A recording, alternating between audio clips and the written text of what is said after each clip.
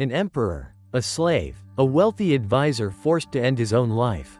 Three men, living in wildly different circumstances, across different generations of the Roman Empire.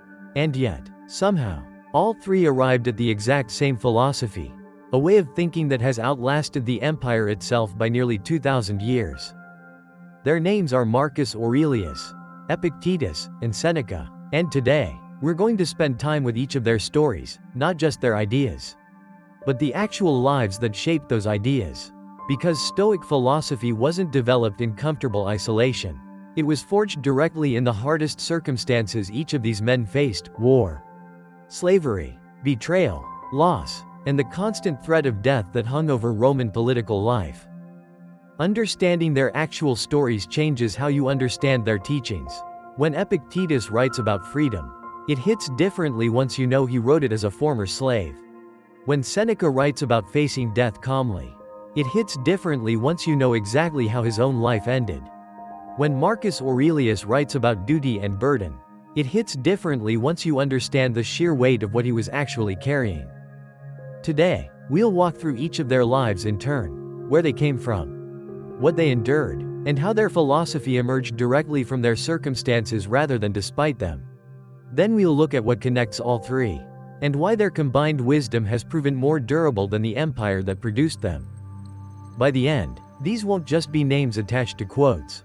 They'll be three complete stories that make everything they taught feel far more real and far more earned. If this is useful, hit subscribe. It helps this reach more people who need it. Let's begin with the emperor. Marcus Aurelius was never supposed to become emperor. Born in the year 121, into a wealthy and politically connected Roman family, young Marcus showed early promise as a student, serious, disciplined, drawn to philosophy from a young age in a way that set him apart from most Roman aristocratic children, who were typically groomed for political and military ambition rather than contemplative study. His path to power came not through his own ambition, but through a chain of adoptions orchestrated by the Emperor Hadrian, who recognized something in the young man's character worth cultivating for future leadership. Marcus was adopted by Antoninus Pius, who was himself adopted by Hadrian specifically with the understanding that he would later adopt Marcus as his own successor. This unusual arrangement meant that Marcus spent decades being groomed for a role he had, by most accounts, genuine reservations about ever actually holding. He preferred philosophy to politics. He found genuine peace in the disciplined study of Stoic thought, learning from various teachers throughout his youth, absorbing not just the theoretical framework but the practical daily disciplines that Stoic philosophy demanded of its serious practitioners. When Antoninus Pius died in the year 161, Marcus became emperor, a position of nearly unimaginable power and responsibility, ruling over an empire that stretched across 3 continents. And almost immediately, his reign was tested by circumstances that would have destabilized nearly anyone.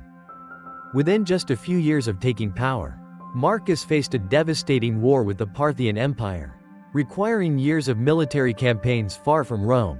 Then came something even more catastrophic, a plague, likely smallpox, that swept through the empire, killing an estimated 5 million people, including, eventually, Marcus's own co-emperor, Lucius Verus. The plague devastated Roman military ranks, weakened the economy, and created political instability that persisted for years. As if that weren't enough, Marcus then faced a series of brutal wars along the empire's northern frontier, fighting Germanic tribes in conflicts that would occupy much of the remaining years of his reign. He spent an enormous portion of his time as emperor not in the comfort of Rome, but in military camps along dangerous frontiers, managing war, disease, and political complexity simultaneously. It was during these campaigns, often intense, between military engagements, in circumstances that offered almost none of the comfort his position theoretically provided, that Marcus wrote what would become his most enduring legacy. A private journal, written in Greek, never intended for publication, never meant for anyone else's eyes at all. He called it, simply, "To Myself." History remembers it as Meditations. This detail matters enormously. Meditations wasn't written as philosophy for public consumption, crafted to impress or persuade an audience. It was Marcus writing to himself. working through his own struggles, reminding himself of principles he needed to hold on to amid genuinely overwhelming circumstances. This is why the writing feels so remarkably honest, so free of performance, because it was never meant to be performed for anyone. Throughout Meditations, Marcus returns again and again to core Stoic principles, the distinction between what's within our control and what isn't, the importance of accepting circumstances rather than resisting them, the discipline of returning to the present moment rather than being consumed by anxiety about the future or regret about the past. But what makes Meditations so powerful isn't just the philosophical content, it's the visible humanity underneath it. Marcus wasn't writing as someone who had already achieved perfect Stoic calm. He was writing as someone actively struggling to achieve it, reminding himself, sometimes with visible frustration, of principles he clearly found difficult to maintain consistently. Even after years of dedicated practice, he wrote about the annoyance of dealing with difficult people, and then, immediately after, reminded himself that those same difficult people were, in some sense, his responsibility to understand and work with patiently. Rather than simply resent, he wrote about the temptation toward anger, and then worked through, in real time on the page, why that anger ultimately served no useful purpose. This visible struggle is part of what makes Marcus Aurelius so relatable. Even 2,000 years later, he wasn't a distant, perfectly composed sage, dispensing wisdom from some position of complete mastery. He was a genuinely burdened man, carrying responsibilities most of us can barely imagine, working actively, page by page, to hold on to his own philosophical discipline amid circumstances that constantly threatened to overwhelm it. Marcus ruled for 19 years, until his death in the year 180, likely from illness, while still on military campaign along the northern frontier, dying, in a sense, exactly as he had spent much of his reign, far from the comfort of Rome, still actively engaged with the difficult responsibilities his position demanded. His son, Commodus, who succeeded him, would go on to become one of Rome's most notoriously poor emperors. A stark contrast to his father's disciplined, thoughtful leadership, a detail that adds a certain melancholy to Marcus's legacy. Given how much he clearly hoped, throughout Meditations, to leave behind not just an empire but a model of virtuous leadership. But the empire Commodus inherited faded, as all empires eventually do. What survived, remarkably intact across 2,000 years, was a private journal never meant for anyone else's eyes, proof that genuine, honest struggle toward wisdom often outlasts even the greatest external power. If Marcus Aurelius represents Stoicism practiced from the height of worldly power, Epictetus represents something almost entirely opposite, Stoicism forged in circumstances of near total powerlessness. Epictetus was born around the year 50, in Hierapolis, in what is now modern Turkey. His exact birth name is unknown to history. Epictetus itself simply means acquired, or gained, in Greek. Likely a name given to him as a slave, rather than a name he was born with. This detail alone tells you something important about the circumstances of his early life. He was enslaved from a young age, eventually brought to Rome as the property of Epaphroditus, a wealthy and powerful freedman who served as secretary to the Emperor Nero. This placed young Epictetus in an unusual position, enslaved, with no legal rights or personal freedom, but positioned, through his owner's status, with access to genuine education and exposure to philosophical teaching that most enslaved people of his era would never have encountered. Ancient sources suggest Epictetus suffered a physical disability, possibly a permanently damaged leg, though accounts vary on whether this resulted from an illness or from mistreatment by his owner. Regardless of the exact cause, he lived with this physical limitation throughout his life. One more circumstance beyond his control that he would later incorporate directly into his philosophical teaching about focusing on what remains within your power rather than what doesn't. Despite, or perhaps precisely because of, these severely limiting circumstances, Epictetus was drawn deeply to philosophy, eventually studying under Musonius Rufus, one of the most respected Stoic teachers of the era. This exposure to serious philosophical training, despite his status as property rather than person under Roman law, would shape the entirety of his later teaching. At some point, Epictetus gained his freedom. The exact circumstances remain unclear to history. though it likely occurred either through his owner granting manumission, or following Nero's death in the year 68, which created significant political upheaval and possibly opportunities for changes in status among those connected to the former regime. As a free man, Epictetus began teaching philosophy himself, eventually establishing his own school. But his teaching career in Rome was cut short by political circumstances beyond his control. When the Emperor Domitian, in the year 93, banished all philosophers from Rome, viewing philosophical teaching as a potential threat to imperial authority, Epictetus relocated to Nicopolis, in Greece, where he established a new school that would eventually attract students from across the Roman world, including, notably, young men from wealthy and politically connected families who traveled specifically to study under him. Despite his origins as a former slave, a testament to the genuine respect his teaching commanded, regardless of his social background. Here's what makes Epictetus's story particularly remarkable when you understand the full context. He never wrote anything himself. Everything we know of his teaching comes entirely from the notes of one particular student, Arrian, who transcribed his lectures and conversations, eventually compiling them into what we now know as the Discourses and the Enchiridion, or Handbook. This means Epictetus's teaching survives not as carefully crafted written philosophy, but as something closer to transcribed spoken instruction, direct, conversational, often blunt, reflecting the actual teaching style of a man addressing real students with real problems, rather than composing polished philosophical treatises for a general reading audience. This directness comes through clearly in his teaching. Epictetus didn't deal in abstract theoretical philosophy. His teaching was intensely practical, focused on the immediate, daily application of Stoic principles to actual lived circumstances, precisely because his own life had demanded exactly that kind of practical application, rather than allowing him the luxury of purely theoretical contemplation. His central teaching, the dichotomy of control, the sharp distinction between what's within our power and what isn't, emerges directly from his own biography. As an enslaved man, Epictetus had almost no external control over his circumstances. His body, his location, his daily activities were entirely dictated by his owner.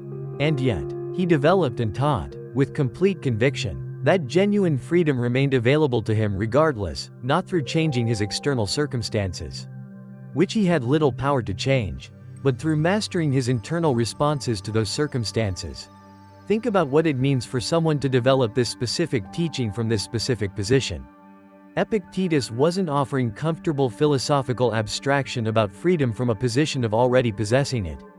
He was teaching, with lived authority, that freedom exists internally, precisely because he had personally experienced the most extreme external unfreedom imaginable, and had still found a way to remain, by his own account, genuinely free. He taught his students, many of them from privileged backgrounds who had never faced anything resembling his own early circumstances, that the same internal freedom he had cultivated was available to them too, regardless of their external situation, whether facing political exile, financial loss, or any other circumstance beyond their direct control.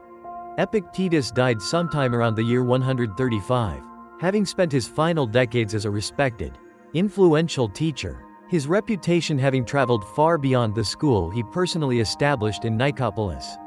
Marcus Aurelius himself, decades later, would study Epictetus's teachings extensively, quoting him directly within his own private journal, demonstrating how directly this former slave's philosophy influenced the very emperor who ruled the empire that had once held him in bondage. There's a particular power in that connection, the teachings of an enslaved man, transcribed by a student because Epictetus himself never wrote anything down, eventually shaping the private philosophical practice of one of history's most powerful rulers. Freedom, taught by someone who had none, ultimately influencing someone who had almost unlimited power. The philosophy itself proved more durable, and more universally applicable, than either man's specific external circumstances. Seneca's story is, in many ways, the most complicated of the three, a life filled with genuine philosophical wisdom, extraordinary wealth and political influence, and choices that historians continue to debate the ethics of, even 2,000 years later.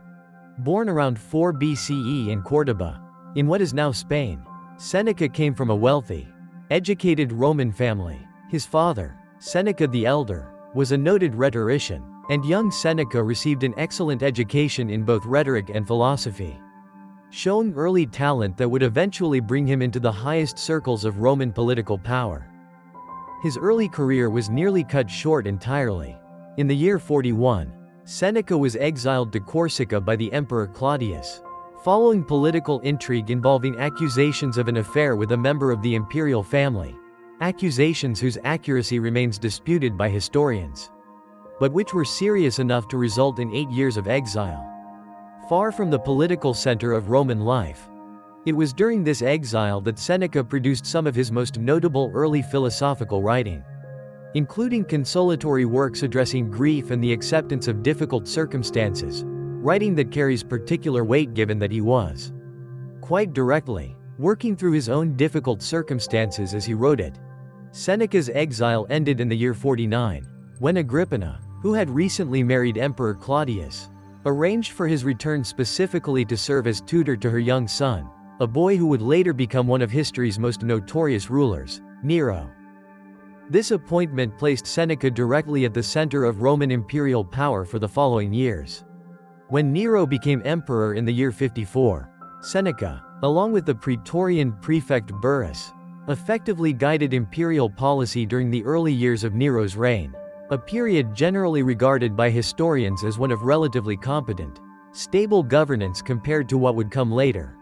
During these years, Seneca also accumulated extraordinary personal wealth, a detail that sits in genuine tension with his own philosophical writing about the dangers of excessive attachment to material wealth.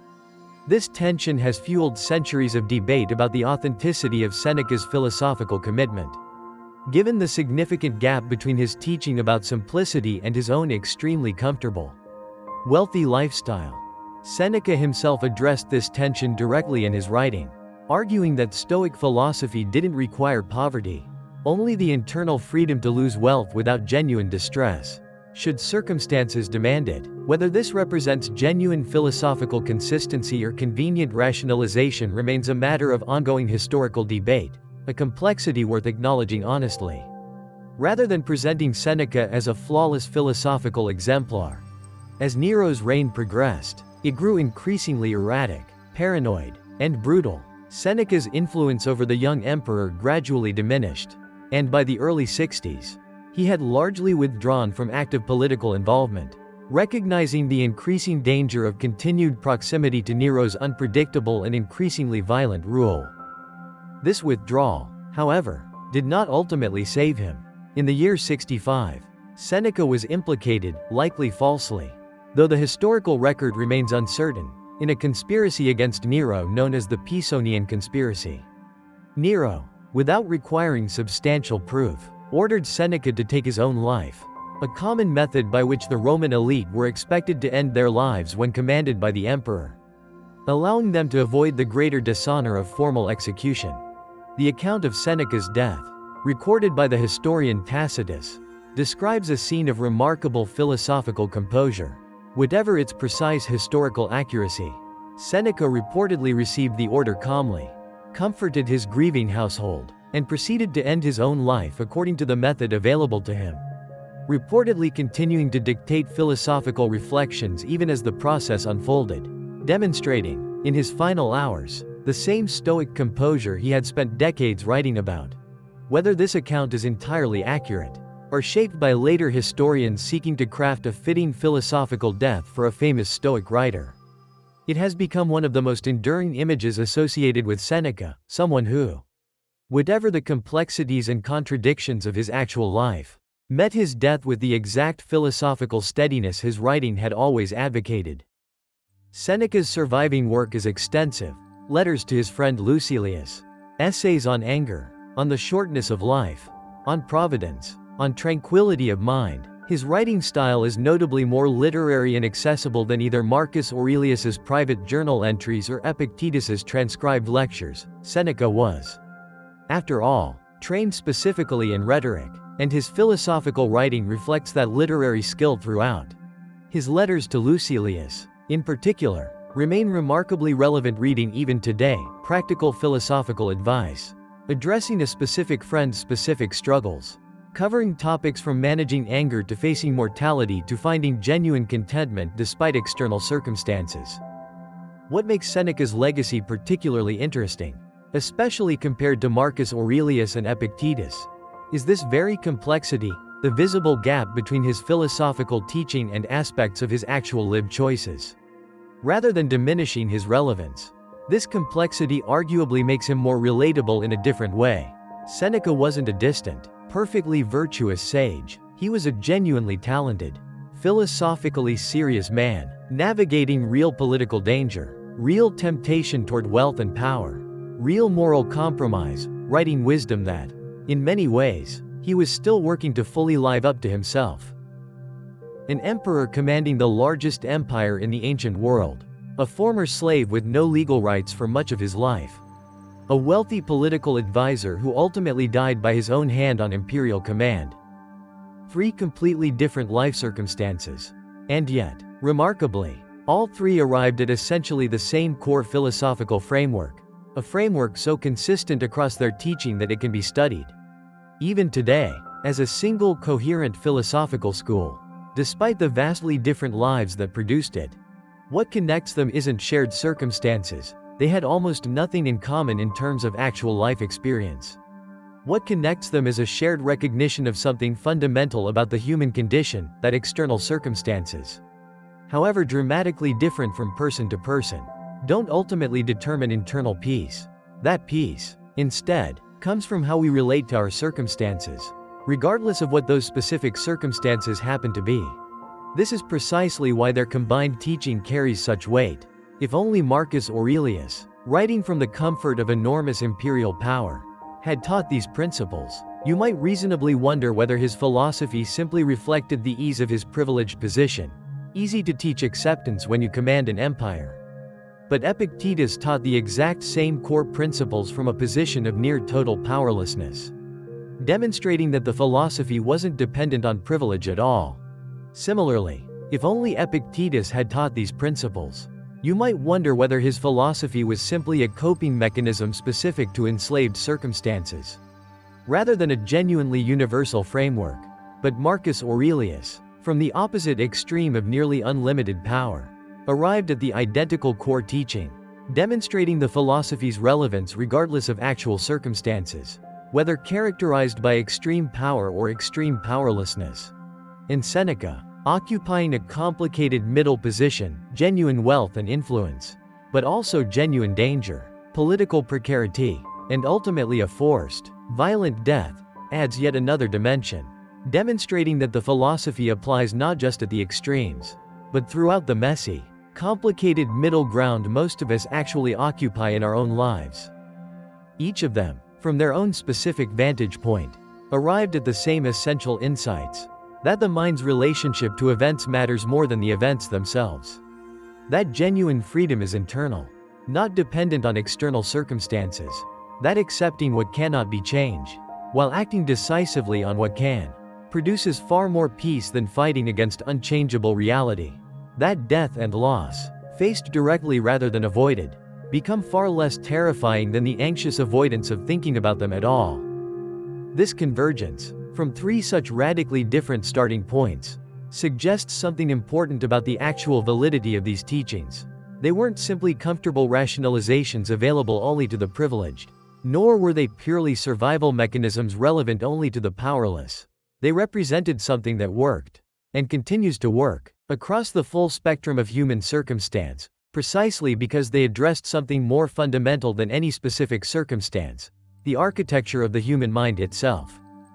Consider your own life right now. Wherever you currently fall on the spectrum between Marcus Aurelius's imperial power and Epictetus's early powerlessness. Whatever your specific circumstances, these three men, from their own equally specific and equally different circumstances, arrived at teaching directly relevant to wherever you currently stand.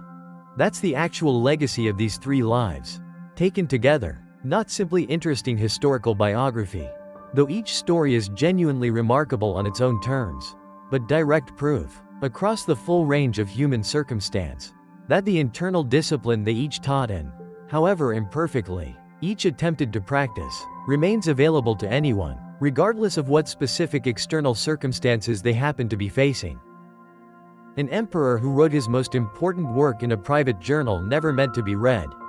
A former slave whose teachings, transcribed by a student, shaped the private thinking of the very emperor who ruled the empire that once enslaved him. A wealthy advisor whose complicated life ended with a death so composed it became legendary.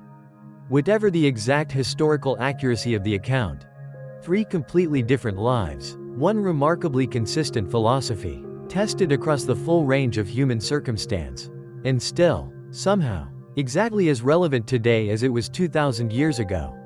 Their empire fell, eventually, as all empires do. Their specific political circumstances, their wars, their courts, their political intrigues, all of it has faded into distant historical memory. What survived, remarkably intact, was the philosophy itself, proof, perhaps, that genuine wisdom about how to live outlasts even the greatest external power. In ways that power itself never quite manages to outlast wisdom. If these three stories gave you a deeper appreciation for the philosophy behind the quotes, take a moment to like this video and subscribe. We release new Stoic philosophy content every week, connecting these ancient teachings directly to how you can actually live today. And in the comments, tell me which of these three stories resonated with you most, and why. I'd genuinely like to know. Until next time, their circumstances were nothing alike. Their wisdom was remarkably the same.